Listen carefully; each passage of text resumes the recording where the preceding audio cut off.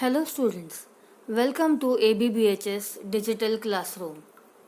Standard 8 Geography. In our lesson in the previous session, we have studied about the ocean currents, how they are formed. As they are formed due to the differences in temperature, density and planetary winds. Other than these factors, there are other reasons also responsible for the direction of flow of ocean currents and their velocity. Let us understand these reasons. First of these reasons is the rotation of the earth and the continental structure. So let us study these reasons responsible for the direction of flow of ocean currents. The rotation of the earth. Due to the rotation of the earth, the ocean currents move in a clockwise direction in the northern hemisphere, whereas in anti-clockwise direction in the southern hemisphere. Now what happens with the continental structure? According to the alignment of the coastline, the direction of the ocean current changes. The velocity of the ocean currents is around 2 to 10 kilometers per hour. That is, the ocean currents move 2 to 10 kilometers in 1 hour. And these are the two types of currents, cold and warm currents. Now, what are the effects of these ocean currents on human life? We study the nature according to the effects on the human life. Now, ocean currents especially affect the climate of the regions having proximity to the sea. Proximity means nearness. So the ocean currents affect the climate of those regions, of those places which are close to the sea. In cold regions where warm ocean currents flow, the climate becomes warmer. The warm ocean currents flow from the equator towards the poles. In some regions, the amount of precipitation also increases. Precipitation is rainfall or snowfall. Now assume that there were no ocean currents. If the ocean currents were absent, what would have been to the ocean water? The ocean water would have remained still, without any movements. And in such waters, the biotic components would have been devoid of food. The biotic components are the living organisms in the water. Consequently, the marine life or the life inside the ocean and its ecosystem would have been limited in its extent. In regions where cold and warm currents meet, plankton, vegetation, algae, etc. grow. Now all this is the food for fish, and therefore the fish come here in large numbers and breed. They lay their eggs in these places so that they get a lot of food. Now how this has affected the human life? This has in turn led to the formation of large fishing grounds. As a lot of fish are found here, these have turned into large fishing grounds. And so, the settlements of fishermen are found in these regions.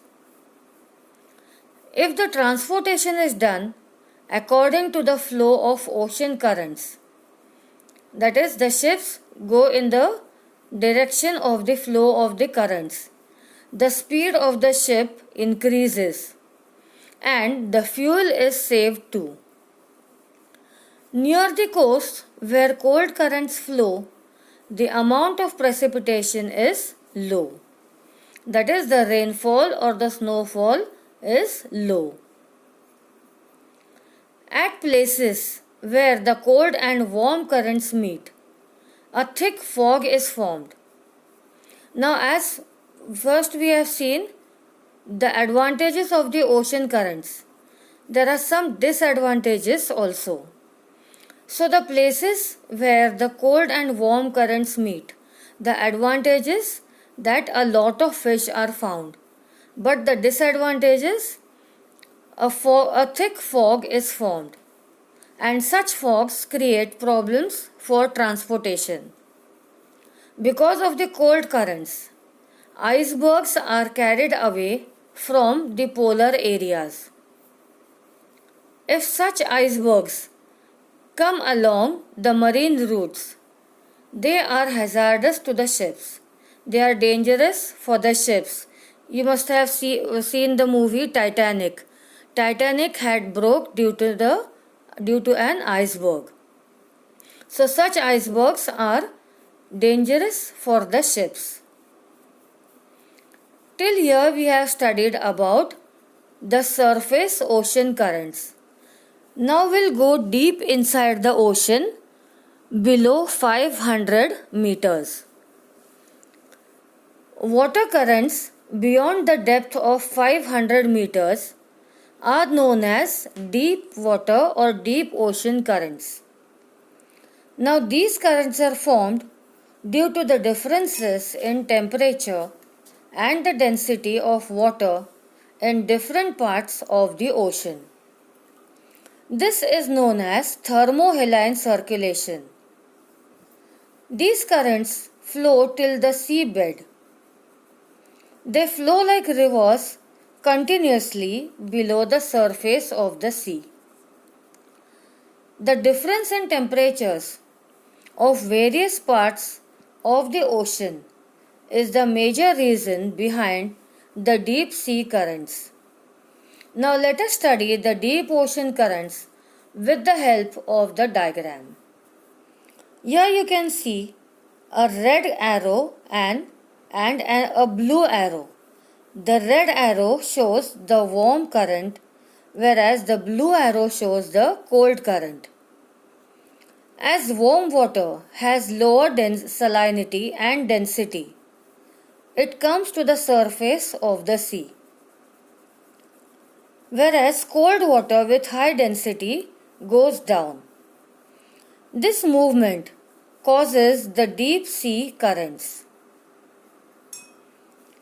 Here you can see the deep sea ocean currents on the world map. Observe this world map carefully. Generally, the surface water near Greenland. Mark Greenland on the world map. The surface water near Greenland and Europe moves to more depths. This water moves to the Antarctica at these depths.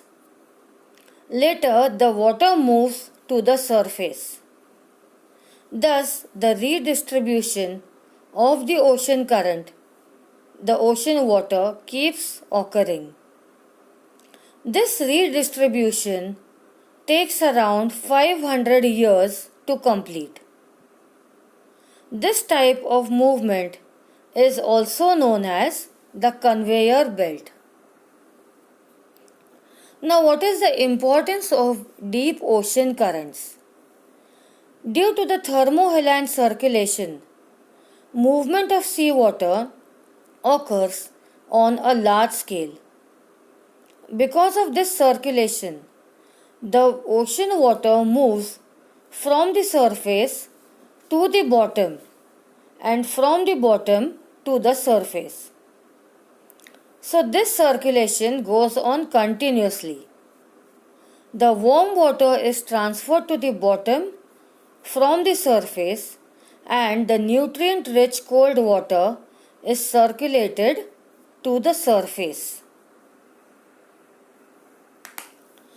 Now here we are done with our lesson the ocean currents. A quick recap of this lesson is, in this lesson what you have studied is the types of ocean currents, the effects of ocean currents on human life, the deep ocean currents, the conveyor belt, and the thermohaline circulation. In the next session, again we are going to take a review of this lesson. We are going to study the Globi questions and the extra information that is given in the lesson. Till then, stay home, stay safe. Thank you.